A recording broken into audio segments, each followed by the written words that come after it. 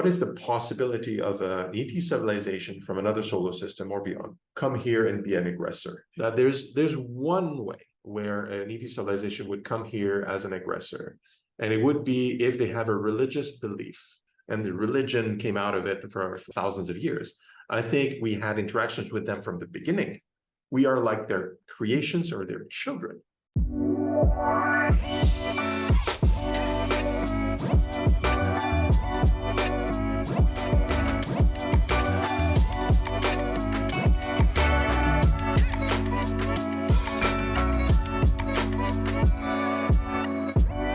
Hello and welcome everyone to today's episode of First Contact. This is your host, Isha Patel, and today we have on the show a very special guest. His name is Sylvain Rochon. Now, Sylvain is the co-founder of the Alliance for Extraterrestrial Diplomatic Contact.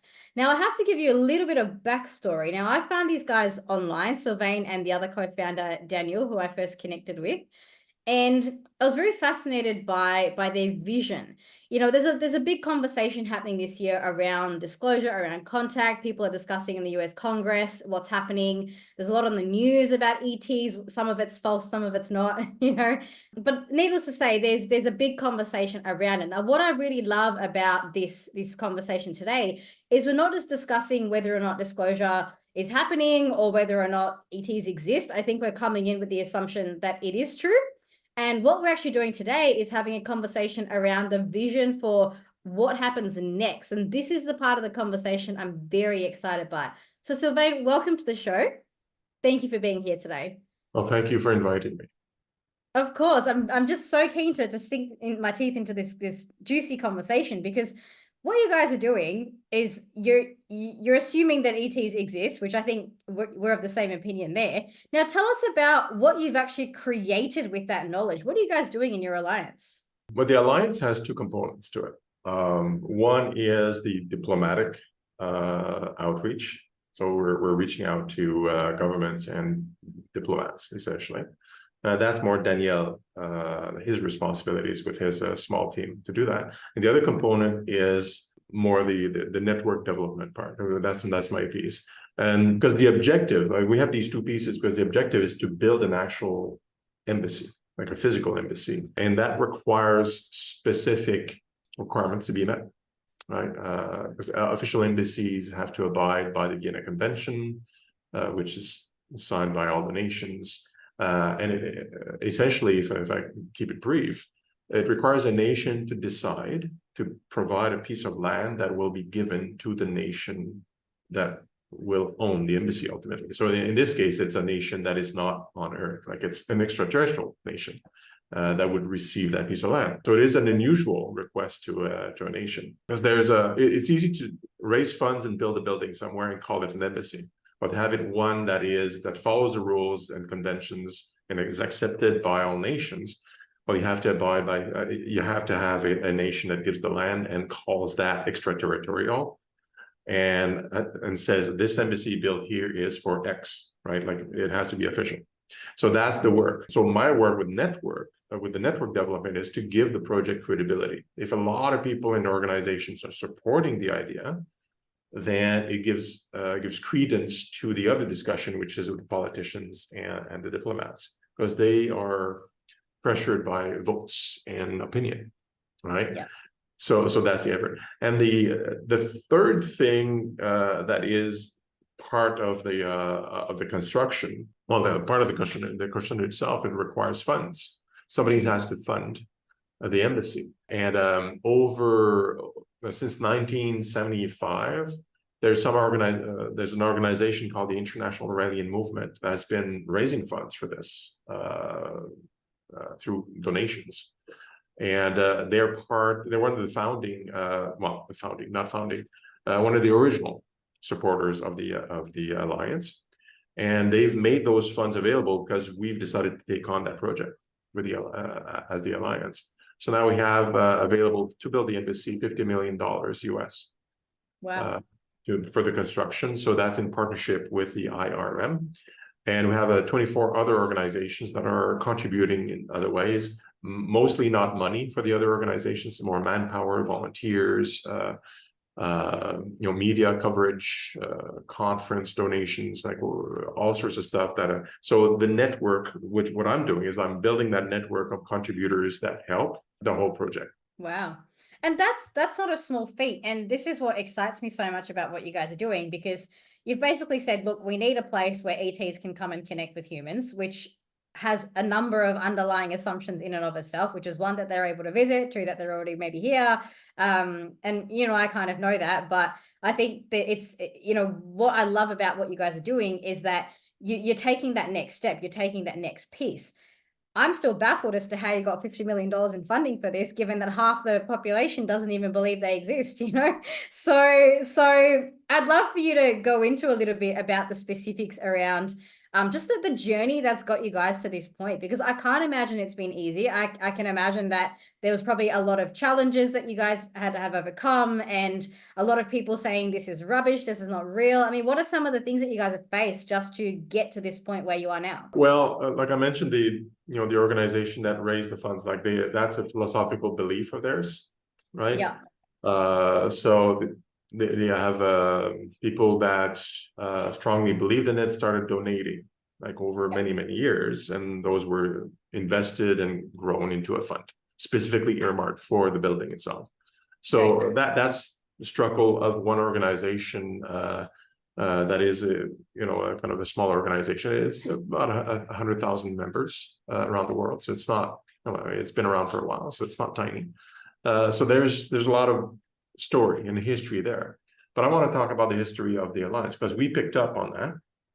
It's like, oh, they're doing that, and I thought, as a scientist, it's like, wait a minute, but that's great. An organization which I belong to, like I'm a member. That's how I know about the whole project. It's like, well, that's amazing. Like, we have this project. But this is a project for the whole world, not for one organization that has an ideology, right? Could you tell us what organization this is? It's the International Raelian Organization, when I mentioned it. Yeah. And are they a religion? Who is this group? Oh yeah, sure. It is in some places they're called a religion because it is a belief system. Like, the belief is that extraterrestrials have been here for a long time. They've actually created life here, interacted with people throughout all the ages, including interacting with other experiencers that we call now prophets, and gave them information and knowledge, and they disseminate. Like, religions came out of that, most of the major religions, and one day we'll want to come back once we gain the wisdom and intelligence to understand, that we can create life and things like that. So that's the ideology, and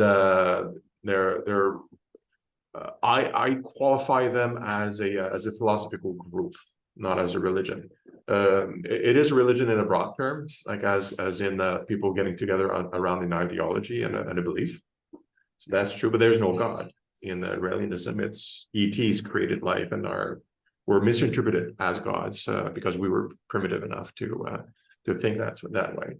But it's advanced technology that made the magic, essentially, right? So that's the ideology. It's a philosophy to me, and an organization that is trying to achieve goals. So it's not very different from most organizations that have objectives and they're trying to achieve them. So that's how I frame it. So they've been, we picked up on that. It's like both Danielle and I have been members of the movement trying to push this for a while. So, okay, this is something for everybody. Like, we have to think of it. And we're both entrepreneurs, right? It's like, this is an idea that is isolated from a philosophy. This is something that makes sense from a scientific point of view and a business point of view. How do we make this project happen? Many people like yourself and others are on the same wavelength. They think ETs exist, and many scientists are looking into it as well. It's becoming a serious topic. Let's make it serious now. Let's bring it to everybody, not just one organization, like get everybody involved. So we pitched this initially as an external organization, a not-for-profit. It's registered in Canada as a not-for-profit. And we first pitched it to the IRM, to the International Rail Movement. Hey, we want to do this.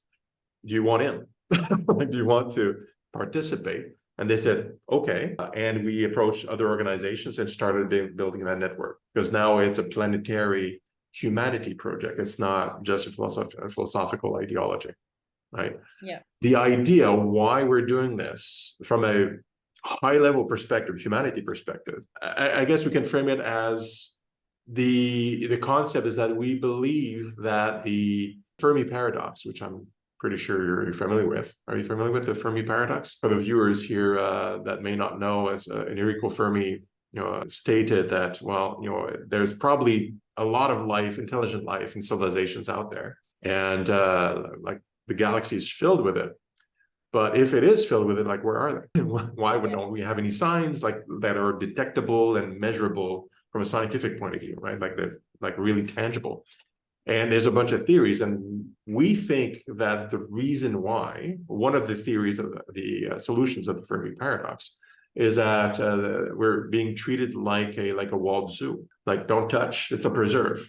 Like, leave them alone. Don't influence their philosophy, their religions. Just influence from a distance. Don't make yourself obvious. And when they're ready, then we'll open the doors and we'll introduce ourselves. Right? But until they're ready, like there've been so many instances in humanity, inside on the planet, where advanced technologies countries would meet with very primitive cultures, like in Polynesia and other places, and they transformed the whole culture, created wars and belief systems. Like the cargo cult is a great example in the Pacific. When the Americans came there with their airplanes to fight Japan, made an airstrip. Now there's a religion around the airplanes coming one day and coming back, and so that's the idea. The idea is like we think that that's why, right? And they are connecting at a distance with certain individuals, perhaps people like yourself. And most of the messages from people we talk to is, let's make love, make the planet love, bring peace on the planet, collaboration, and sometimes healing people is an occurrence. So that's them interacting in a non-obvious way, in a non-public way. So we think, okay, if this is the case, if we are the preserve, we need to show that we are ready according to our laws to meet them without causing wars here between each other. So setting up a proper embassy, getting the agreement of the nations that, okay, this is it. We're setting up a place that is official. And then we're saying, okay, we're ready, like ready politically, legally, the Vienna Convention and so on. And we have an established system that regulates diplomatic missions for them and us. Everybody agrees on the planet, right? These are the rules. Now we just have to wait and see, okay, are they going to open the preserve and come down? That is the ideology. That's the principle of it. I love that. Have you had any personal experiences yet? Personally, no. I've been told by some that are channelers and contactees that I am connected somehow to them, but I have no perception of that. I thought that would be cool. I've had no first, second, or third encounter with ETs or UFOs, nothing in my case. I would love that stuff. I was told by one, it's like, maybe that's on purpose, he said. It's like, maybe because you can look at things from a more skeptical scientific point of view because you haven't had the visceral personal experience. It's like, all right, that's like, I'd rather have the experience, but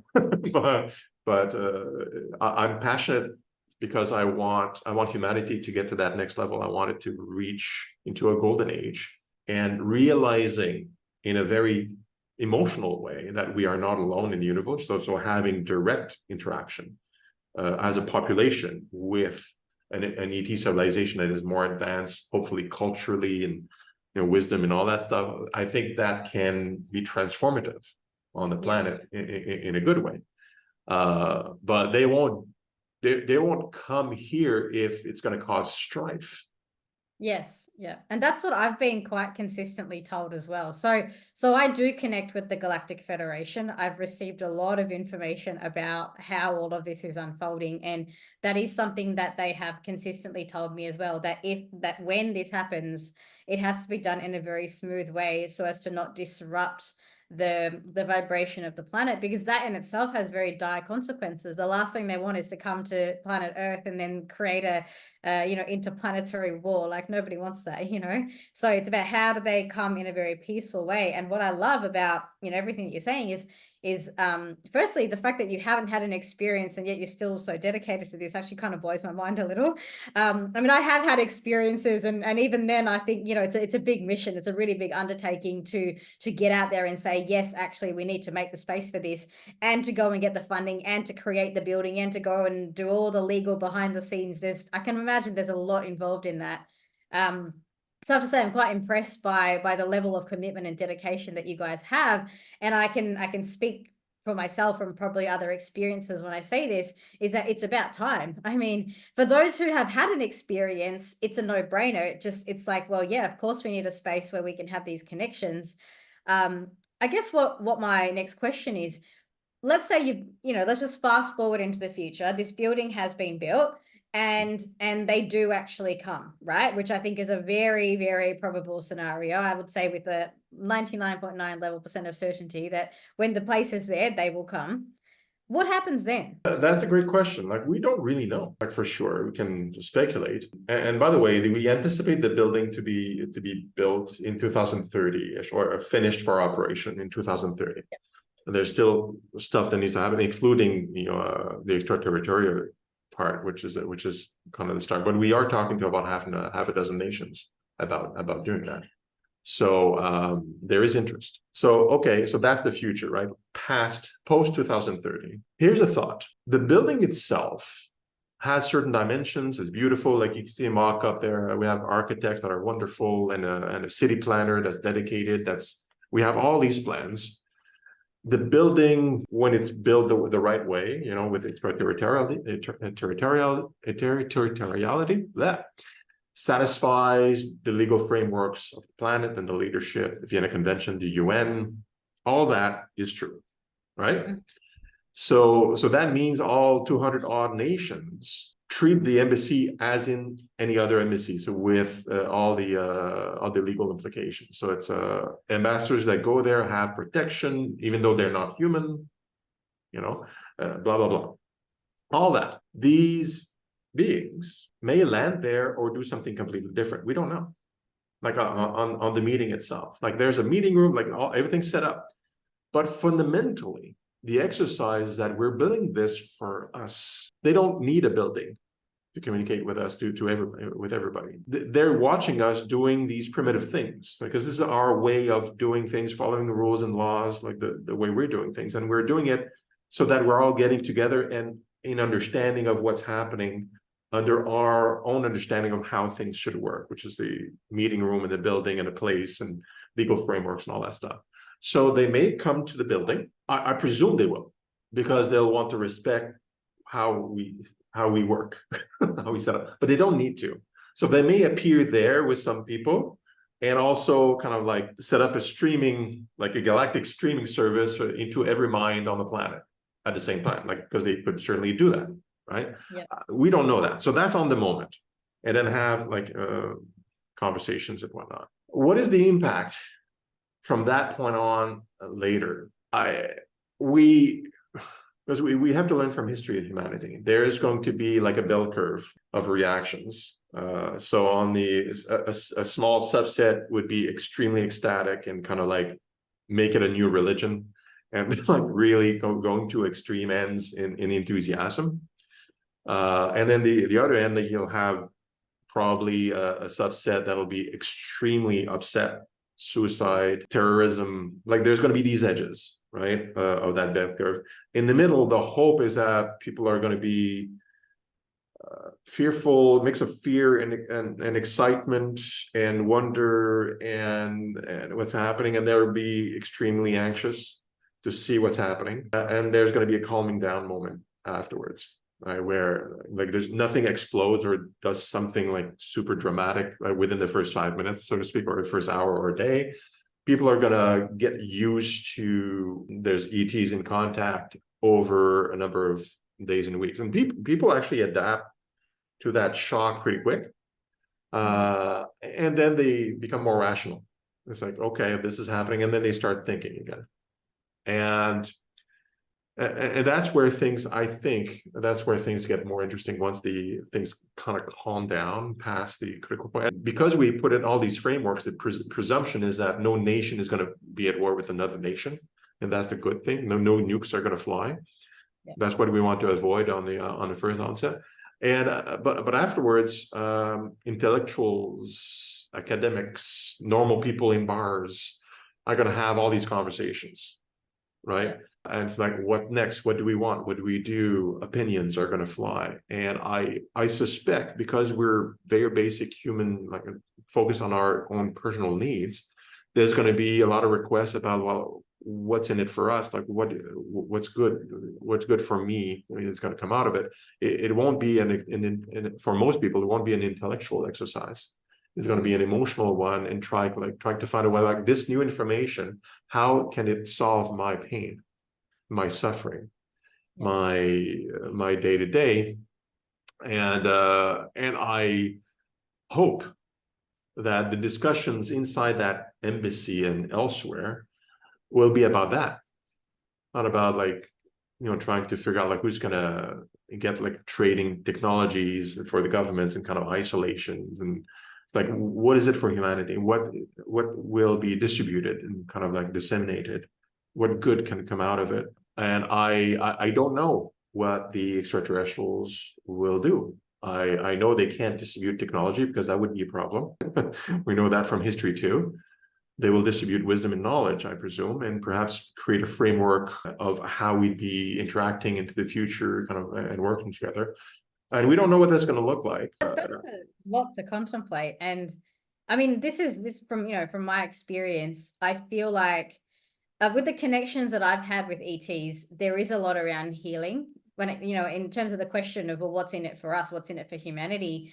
I mean, I've received a lot of stuff around healing technologies, light bed technologies, even just frequency-based work, those sorts of things. So I imagine those things, if humanity, if people want to know the benefits, I mean, I imagine that sort of stuff will definitely be at the forefront, because if we did connect with these beings who have maybe found ways to eradicate certain diseases, or grow crops in a certain way that could benefit humanity, man, those are all things we want to know about, right? Yeah, and because of the technology they hold and have been demonstrating over the years, right, with individuals, it is quite possible that they'll have the meeting, like, with the leaders, and let's say shortly after, they start communicating with us individually. Yeah. It's entirely possible. We don't know this for sure, but they can. We know they can. So they can say, well, here's something for you. Like, I'm healing you because you have cancer, or blah, blah, blah, or something. Here's some information that'll be helpful. Because now that we've accepted and imbibed that they exist, that they're there, the panic has subsided, we can start interacting with them even on a personal level. Not only the channelers and the experiencers, like, everybody becomes an experiencer, and it's not an experiencer anymore. It's, you're talking with ETs, like, you're telepathically, they provide a device, whatever, right? Something.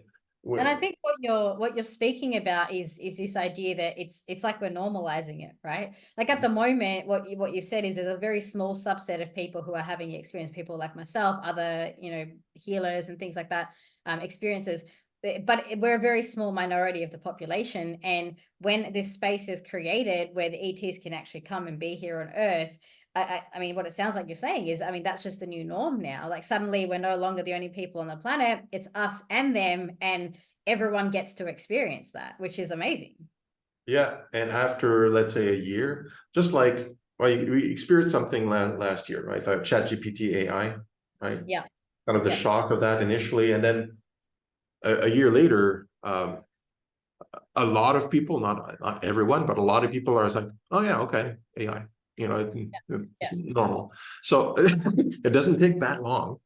So we have that moment where there's massive shock, realization that this is real, right?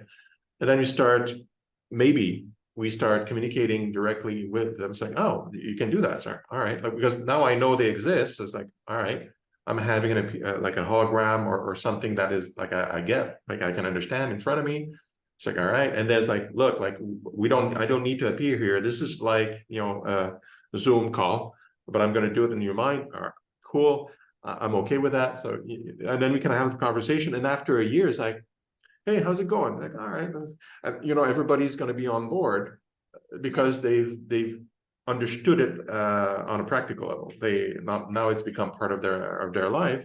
And then we move on from there, right? We start a relationship of a different level. And to me, what's really, really exciting, it's not how, maybe we're going to advance technology. So like we got the technology. We have technology right now where we can feed the planet.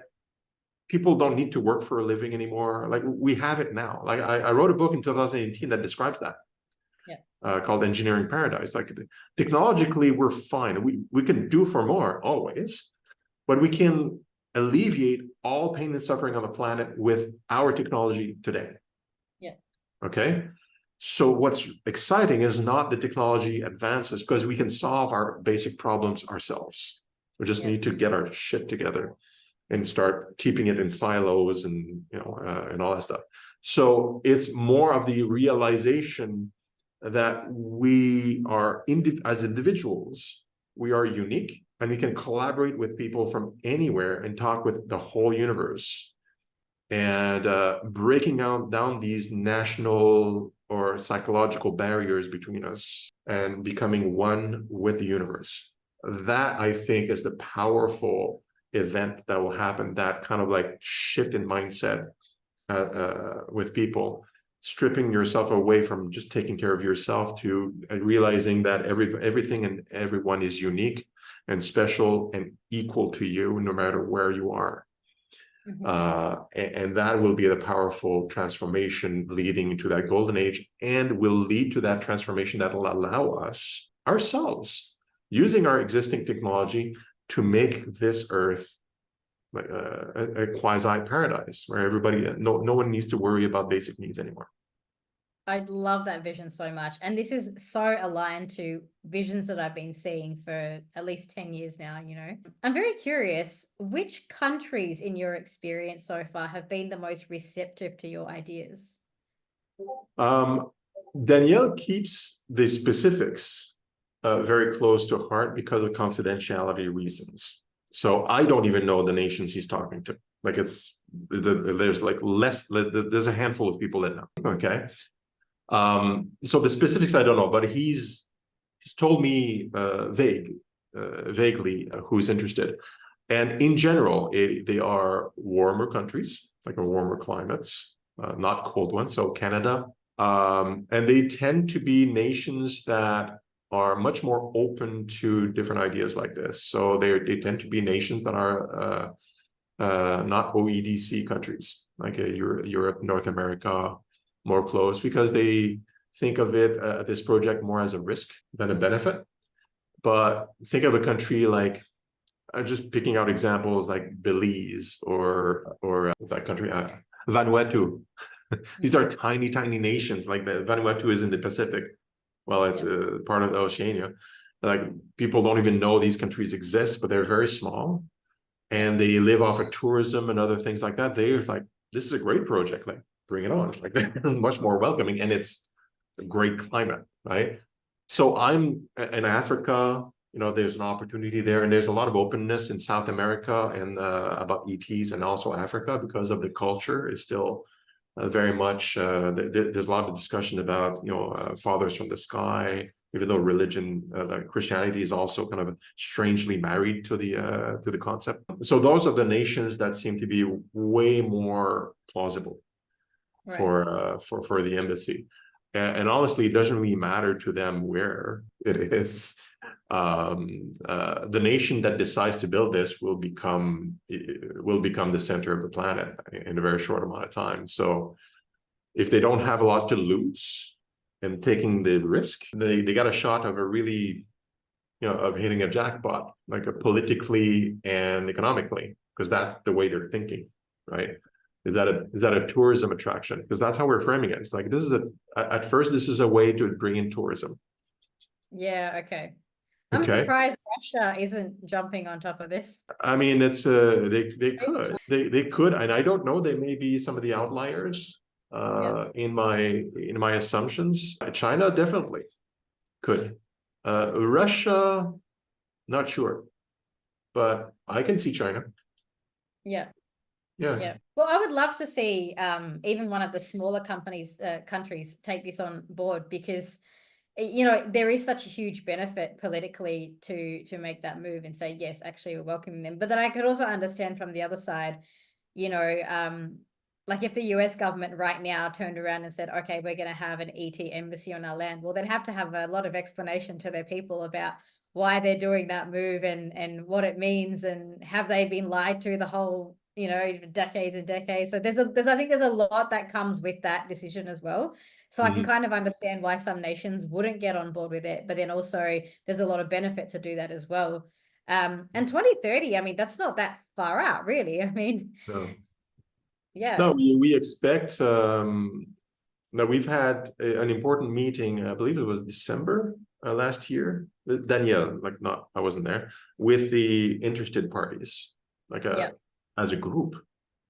In this case, so it's moving along, or at least there was a group. It's not necessarily a group of nations.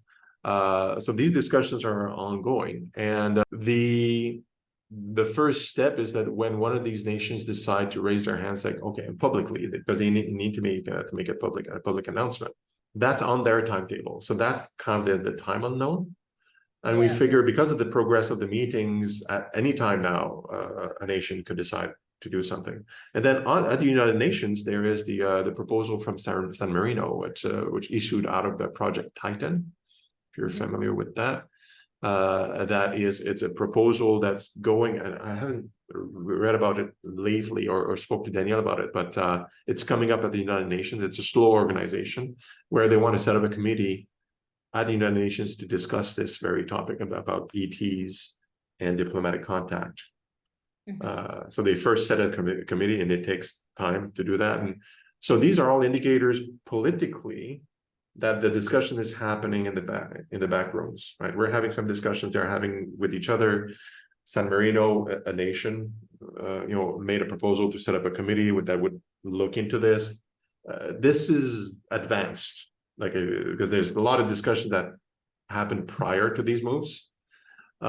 So definitely, at some point, anytime, a nation could say, we're setting up an embassy, and interestingly, it's entirely possible that a country could say, we're setting up an embassy, like the US as an example. They could turn around and say, all right, we're doing this because reasons A, B, and C, and we're doing it our way, and they're funding the whole thing, and they don't need us. Our objective is to get an embassy under the proper framework built, and we're setting up the stage to make it easy by raising the funds, by making plans, so somebody can just pick it up, especially a poorer nation can pick it up and just use the funds. Developers bring in and sell condos, and do the whole thing. But if a US get involved, it's like, well, here's $1 billion, let's do this, and they can just drop it. And we're totally cool with that, because that's the objective. We got our goal. Like, the embassy gets So built. you're not attached to who does it or where it happens. You just know that it needs to exist.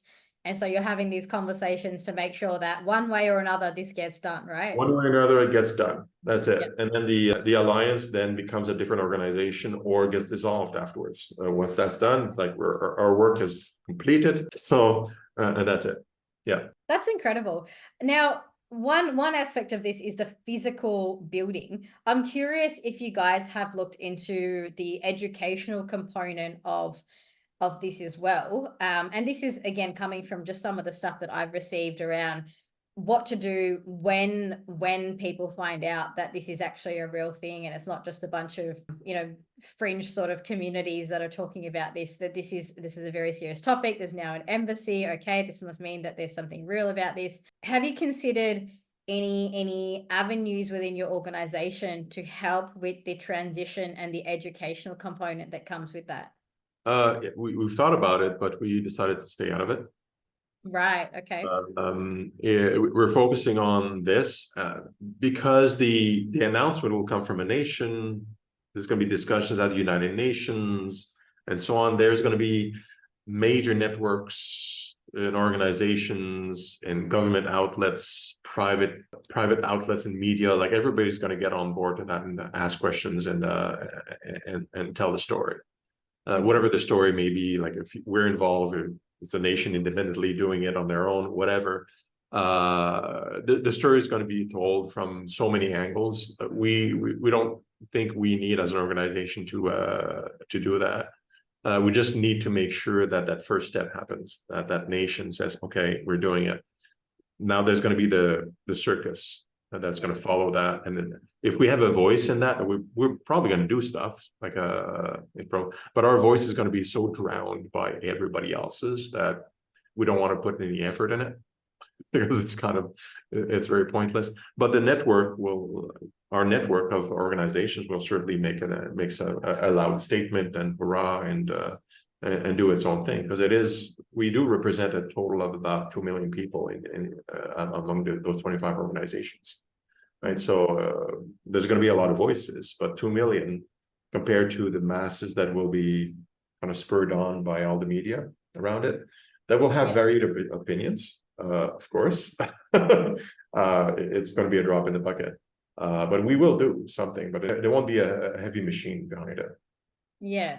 Yeah. I mean, I do know that there is an importance for there to be some level of direction around it, because just in terms of, the nation leaders and community leaders are going to have to find a way to support the population. And I think there's a lot of scope for people to start stepping up into those roles. I know that I'm one of those people. My role is to do the education part of it, to be teaching people, to be teaching government leaders, all of that sort of thing, because they're not going to know how to handle the population. That's where someone like me comes in and goes, well, actually, here's the framework I've received from Galactic Federation. This is how you can disseminate this so people don't fall apart when the news happens, because it is going to happen. I think some level of preparation is smart, really. I mean, if you just drop it on people overnight, I think that can be very chaotic. In saying that, though, you might have, I'd love your opinion on this. You might have noticed recently there's been a lot in the media on the topic. It seems to be that there's some sort of preparation that's already happening. What are your thoughts on that? Yeah, we focus the core volunteers of the Alliance focus on the embassy, right, and the development of the network. Now, from the development of the network within the membership that we support and promote, the network generally falls into 3 categories that we support. One is also ambassadorial or embassy centric, but most of them are around disclosure, so getting information out there, and I just call it the love component. So preparing humanity to think differently and to avoid violence and so on. These are general buckets inside the organizations. So there's many organizations that are educational about these topics, the love and disclosure in particular. And many of them, and they're the biggest voices and with the larger populations, they're already set up for propagation of information. So the Alliance itself as a network is supporting and raising their voices across multiple organizations by doing that. So even though the Alliance itself is not an education entity, in the network we embrace and encourage, and we do annual conferences and we attend and we support everything that they do. So the educational institutions are within the network, not with the core team. So you yourself, for example, it could be a voice, an educational voice with your framework that we would support and propagate to everybody else in the network plus into the public. But you would be doing the legwork of education, and we'd be just supporting you while we focus on the embassy and the diplomats and all the stuff that most people don't want to deal with, because it's a special type of work. It's a lot of paperwork, I imagine. It's kind of it's special because of the dynamics of politics and diplomacy. It's political. Yeah.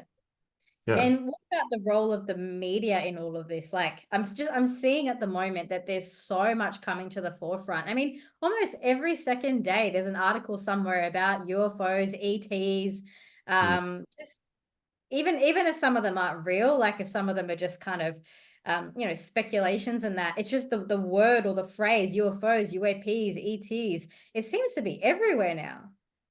Yeah, well, it's becoming a mainstream topic in general, and in a positive sense. Yeah, like I remember George Orwell, right? Well, I wasn't born. I remember the stories, and like when it created panic, and there was a bunch of movies about ETs being evil, and they kind of represented, and that's the reaction of the population. But right now, ETs are an interesting topic, and there's a lot of curiosity now. So it's not so much about fear anymore. It's just curiosity and wonder and enthusiasm in some cases, and sometimes anger because of the disclosure component things that people kind of think that the government is keeping secrets, which probably is, honestly, and they have been for a long time. So what the resurgence in the media and also in media, like as in entertainment media, is because of popular interest, because that's how these things work. Politicians only talk about stuff that is interesting to the population because they want votes. The media, like the general media, talk about stories that will get them clicks. The entertainment industry will tell stories that will sell tickets or subscriptions and so on. So it's not like there's this concerted movement among all these organizations to, okay, let's talk about aliens and let's educate the population. No. The population is interested, and the marketing teams are analyzing the data. It's like, let's talk about this because people are interested in this way. And that's where the productions come out. And then the productions, kind of like make people imagine in different ways, think different things, react, and so on. And it becomes a bit of a snowball, right? Which is all right now, all of this is positive to me. Like I thought this is all positive because people are kind of thinking about it instead of their day-to-day, thinking about what if, because it's very distant to a lot of people. It's not, they're worried about, the next payday, not whether or not there's another civilization that may or may not encounter them or encounter humanity. But because it's in the media and entertainment and everywhere, people, having a glass of beer at the local bar, they discuss it. It becomes a topic of discussion. It makes them think and prepares them basically for what may come. And the message is not a message of fear. It's a message of, like, we're missing information. Give us more information, and we want to know more about the possibilities, and we want to, disclosure. Like, what is the government hiding? What if scenarios? Like what's the name of that movie? Well, Contact is an old movie, but I'm thinking about one of the more recent ones from a few years ago. Oh crap! With the military and the translations, I can't remember the name. Anyway, there's this Close Encounters or a different one? No, much more recent than that. No, I can't raise the image in my mind, but it's about, like, communication with an ET and trying to do basically a basic diplomacy and understanding each other. Those are great examples of movies that calm people down. It's like, well, yeah, that could be a way. It's not just like come in and like the last day on Earth, for example, where it's an ET that judges humanity whether or not they deserve to survive or die, and at the end, like, okay, they choose, okay, like Earth is going to be fine. Like, that's pretty dramatic and scary. But now you have these movies and these ideas like the Encounters of the Third Kind by Spielberg, which is old now, but those are types of movies that you see a lot more now, where ETs are basically just around.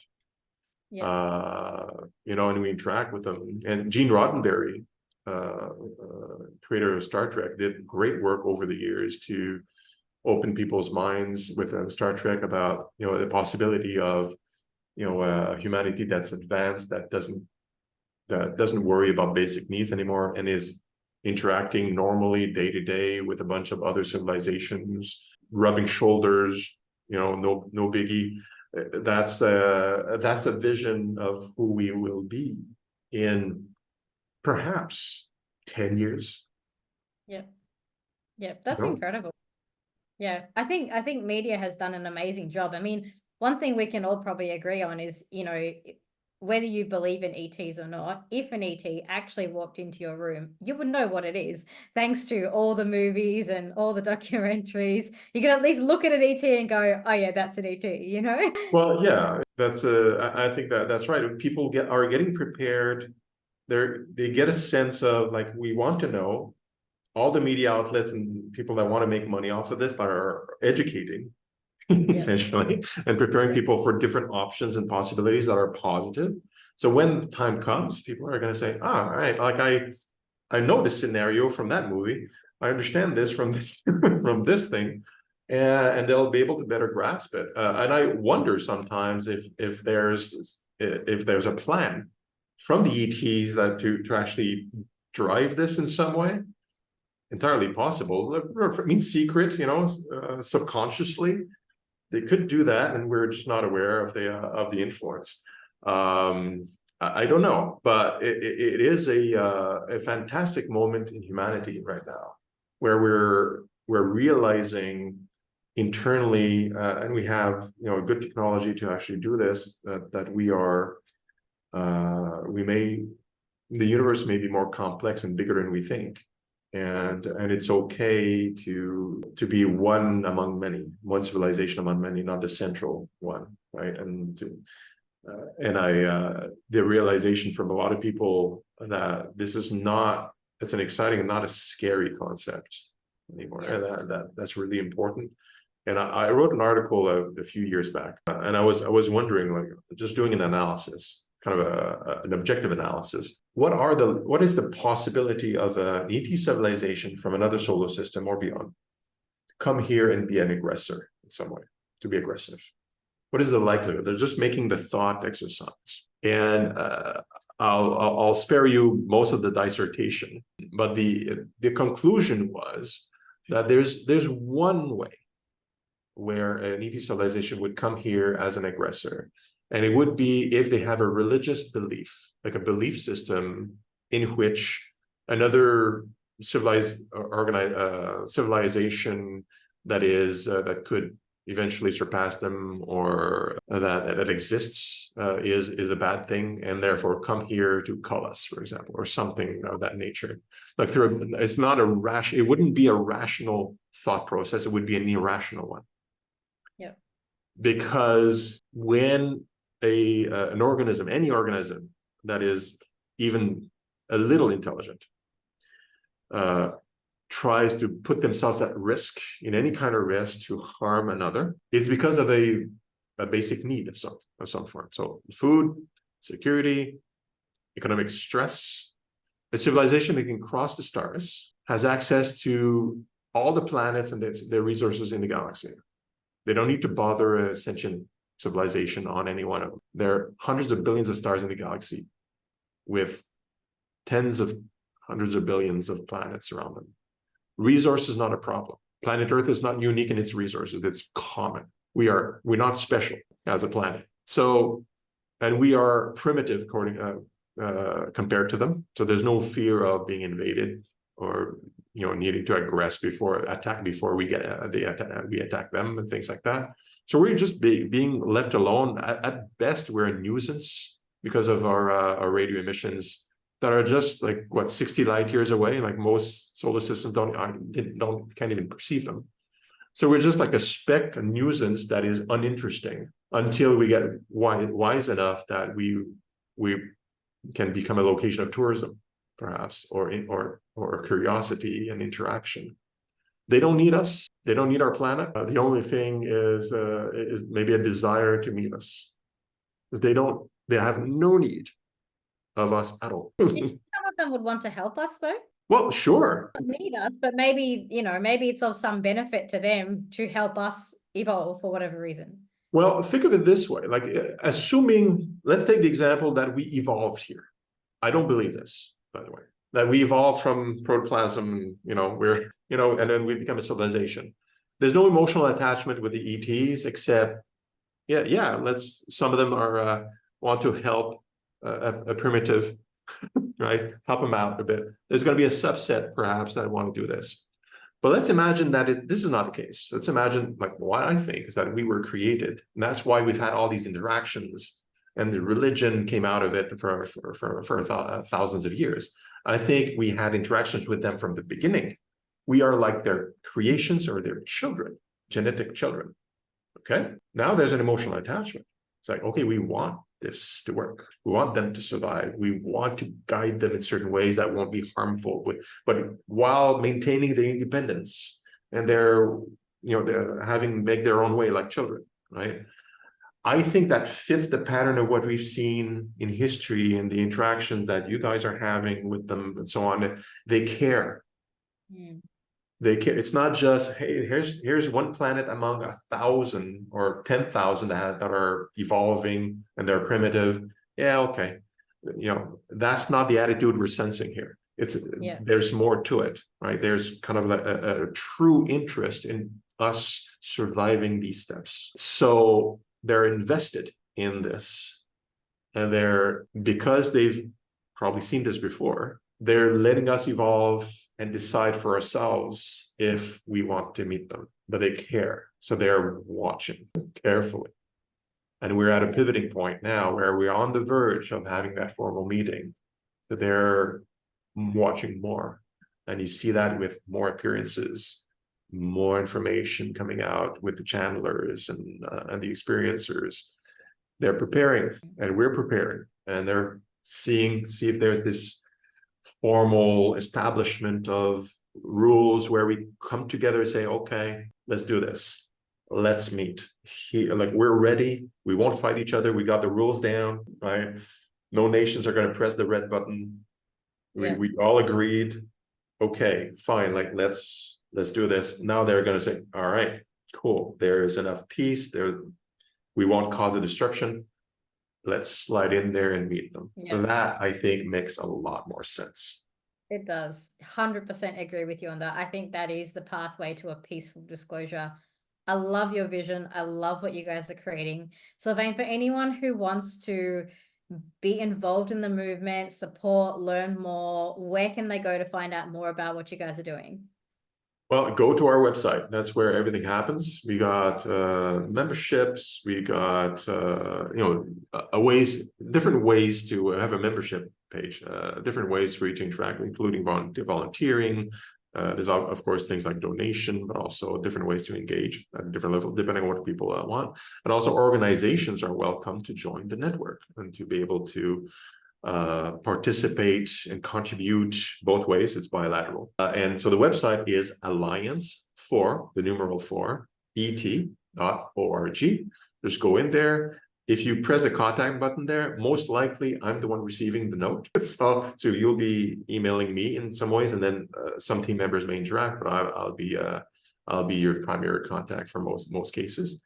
And organizations welcome. Like, we work together, we organize conferences, we do things together, and we support each other in bringing humanity into that golden age. That's so wonderful. Thank you, Sylvain, for joining us here today. I'm really happy that we're able to give your work a voice here. We have a lot of people that watch this podcast who are believers, who want to know how they can get involved. And so I think the work that you guys are doing is so aligned to everything that we like to promote here on First Contact as well. So it's been an absolute honor and pleasure having you with us today. Thank you, Sylvain. Thank you so much, Isha.